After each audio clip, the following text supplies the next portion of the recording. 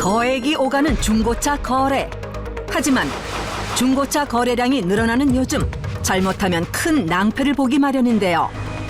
여기에 비용을 아끼려 직거래를 하다가 더 큰 손해를 보는 경우도 늘고 있습니다. 그렇다면 중고차 거래 어떻게 해야 할까요? 피해보지 않고 슬기롭게 하는 법, 이웃집 고수에게 알아봅니다. 시청자 여러분들께 인사 말씀 부탁드립니다. 네, 안녕하십니까. 저는 검사 출신 형사전문 변호사 용성호 변호사라고 합니다. 중고차 시장이 커졌다는 얘기를 많이 하더라고요. 저도 거래를 가끔 하고요.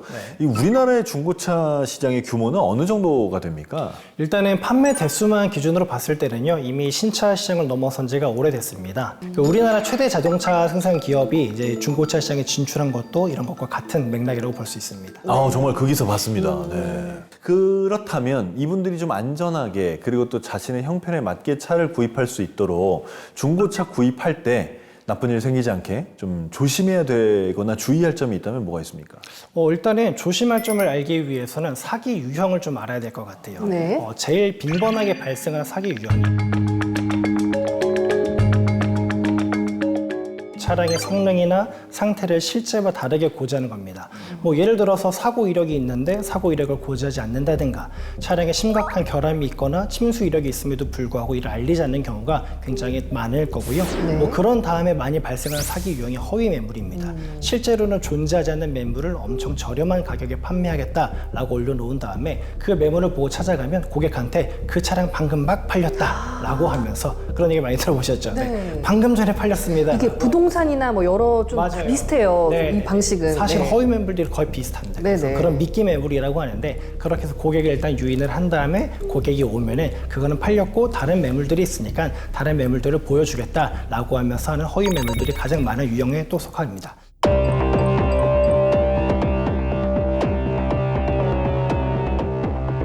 이런 여러 가지 사기 유형이 있는데 피하기 위한 가장 좋은 방법은요, 카 히스토리라든가 자동차 365와 같은 웹사이트를 방문하면요, 그 차량의 사고 이력이라든가 침수 이력 같은 것들을 확인할 수 있고요. 또한 자동차 성능 상태 점검 기록부라는 그 서류가 있습니다. 그 서류를 확인하면요, 주요 부품의 성능이라든가 수리 여부, 교환 여부에 대해서도요 잘 나오기 때문에 이런 웹사이트라든가 서류들을 잘 확인해 보는 게 좋을 것 같습니다. 네.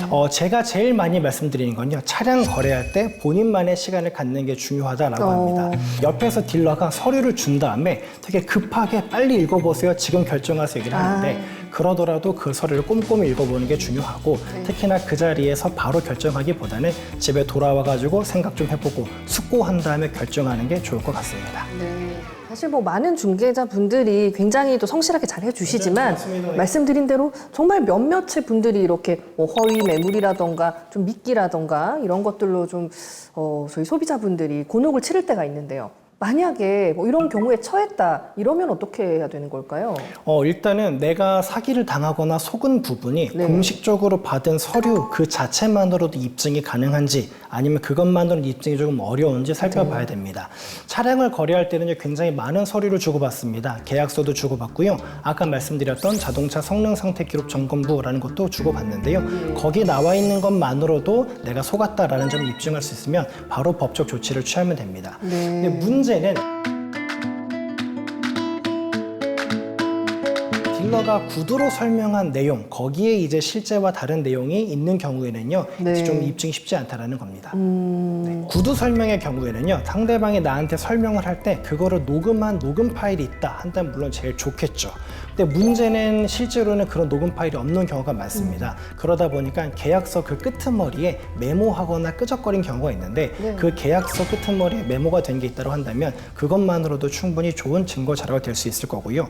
문제는 실제 그 설명할 때 녹음 파일도 없고 메모가 된 것도 없다라고 한다면요, 내가 사기당했다 혹은 속았다는 사실을 알자마자 상대방에게 다시 전화해서 교환 이력도 한 번도 없고 완전 무사고 차량이고 모든 성능도 다 괜찮다라고 설명하지 않았느냐, 근데 내가 확인해보니 그렇지 않다라고 얘기를 하면 상대방이 그거에 대해서 설명을 할 거지 않습니까? 그런 것들을 통해서 사후적으로라도 상대방이 나한테 차량 판매 당시에 정확히 뭐라고 설명을 했었는지 어떤 그런 증거 자료들을 확보하시는 게 좋을 것 같습니다. 네.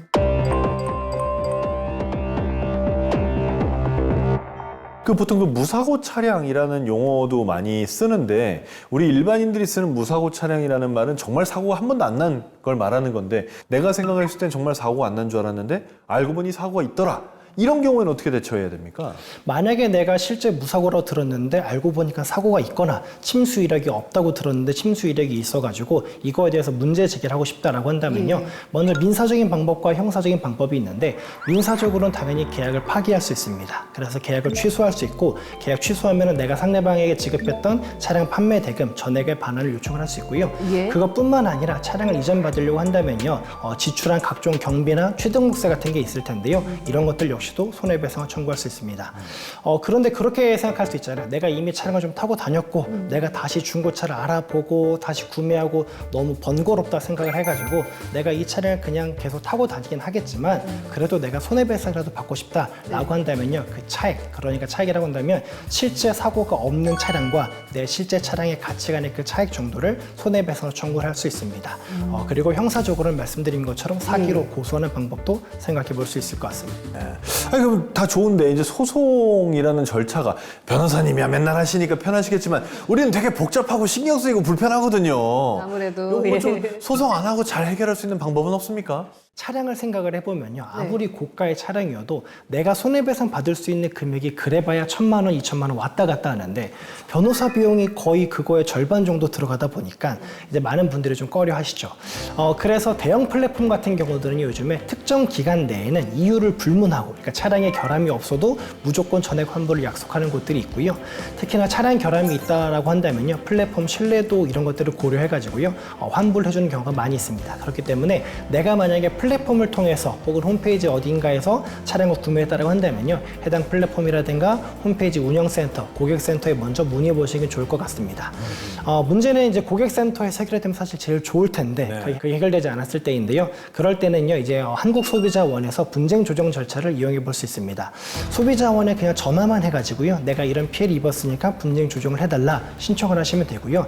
제일 좋은 거 두 가지가 첫 번째는 비용이 거의 들어가지 않습니다. 그리고 두 번째는 아무래도 소비자원이다 보니까 조금 소비자에게 유리한 중재안을 주는 경우가 많아가지고요. 소비자원을 이용해 보시는 게 좋을 것 같고요.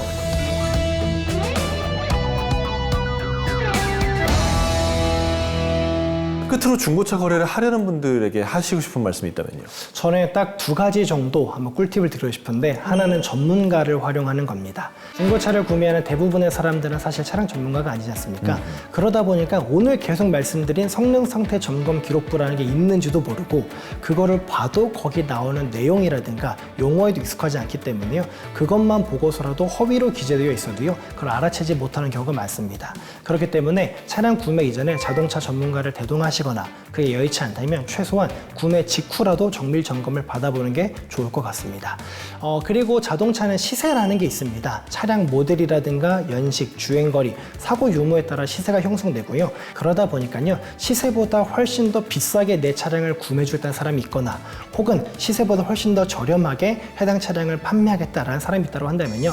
그래도 어느 정도 최소한 의심을 해보시고 구매를 진행해 보시는 게 좋을 것 같습니다.